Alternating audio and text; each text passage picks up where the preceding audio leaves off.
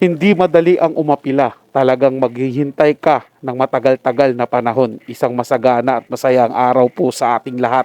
Welcome back po dito sa ating YouTube channel at Facebook page. Ako po ang inyong lingkod, Tagapanood TV. Panibagong araw, panibagong reaction video po ulit tayo mga tagapanood. At ito po'y galing sa channel ni Ders TV. Nasa description po yung link ng kanyang channel. Bisitahin po at pakisuportahan na rin. Pero bago pa tayo magpatuloy, nais ko lang po kayong imbitahan, lalong-lalo na po sa mga bagong napadaan lang dito sa ating channel, na huwag po sanang kalimutan na mag-subscribe.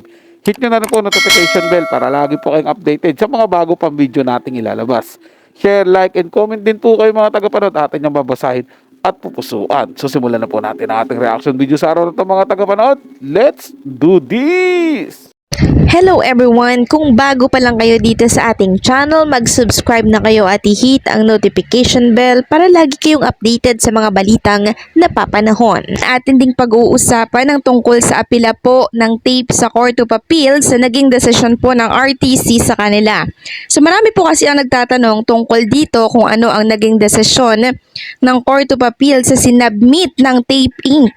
So mamaya tatalakayin din po natin yan. Samantalang pag-usapan naman natin ng tungkol po sa apila ng tape sa Court of Appeal na pinasa noong January 19, 2024. So marami kasi yung nagtatanong kung ano ang naging desisyon ng korte sa sinumiti ng tape. Kasi tila daw nananahimik ang mga media at ang tape tungkol sa usaping ito. Ang komento nga po ng ilan, baka naman ibinasura na yon, tinatago lang at hindi isa publiko ng tape dahil sa kahihiyan. So nag-check po ako kung kailan lalabas ang desisyon, matagal pa po pala siya. Mga 30 to 90 days pa po pala. So 1 to 3 months pa po ang desisyon ng korte sa sinumiting apela po ng Tape Inc. Ang akala po kasi ng ilan ay 15 days lang yon, pero 30 to 90 days po pala ito. And ayon nga po dito sa ating sinearch, the judge decision under the Constitution and the rules of court, a decision should be rendered within 30 to 90 days after the case was submitted for decision. So sana po nalinawan po yung ilan at ibabalita naman yan once po na ilabas na po ng Court of Appeal yung kanilang desisyon. Hindi po yan maitatago ng tape kasi may mga media po tayo na nakabantay sa paglabas ng desisyon ng apila po nila.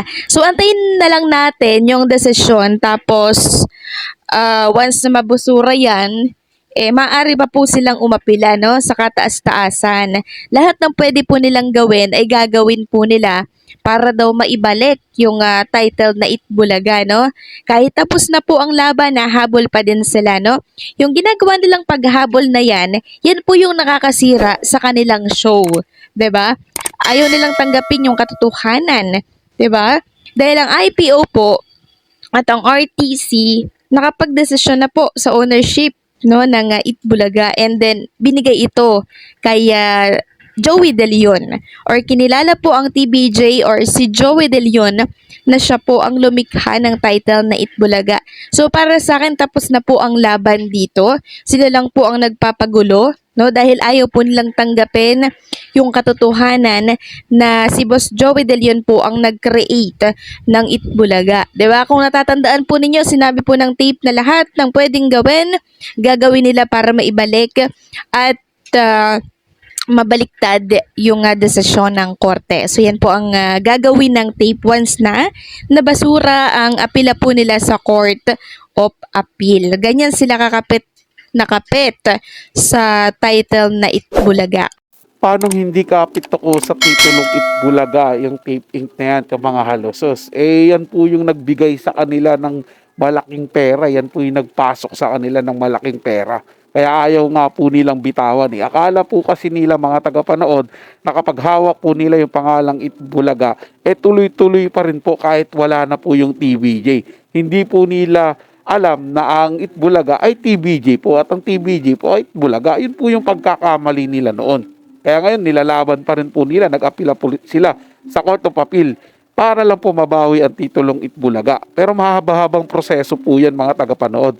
At pag natalo po sila sa Court of Appeal mga tagapanood, iaakit na pa po daw nila yan sa pinakamataas na korte para lang po talaga lumaban at mabawi po nila yung titulong Itbulaga. O kitang-kita po dyan mga tagapanood na wala pong balak ang mga halusos na bitawan po talaga ang titulong Itbulaga at gustong-gusto po nila itong bawiin sa TVJ. Kung sino po tunay na may-ari, yun pa po yung babawian nila ng pangalan at titulong Itbulaga. Hindi po sila matitinag mga tagapanood at talagang kakapitan po nila yan ng kakapitan dahil po ang paniniwala po nila ay sila po ang nagmamay-ari sa Itbulaga. Well, ginusto po nila yan di mauubusan po sila lalo ng kayamanan. Samantalang po ng TVJ po ay tuloy lang po sa pamamayagpag. Binuon nyo po mga tagapanood na bigyan pa po sila ng award bilang Best Noontime Show.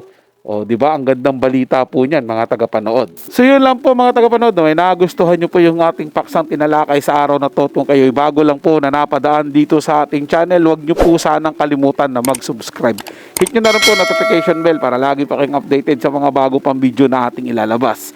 Share, like, and comment din po kayo mga tagapanood. Atin yung babasahin at pupusuan. So, hanggang sa muli po, ito yung Tagapanood TV. Komento at opinion lamang. Wala pong personalan. Paalam po at mabuhay po kayong lahat.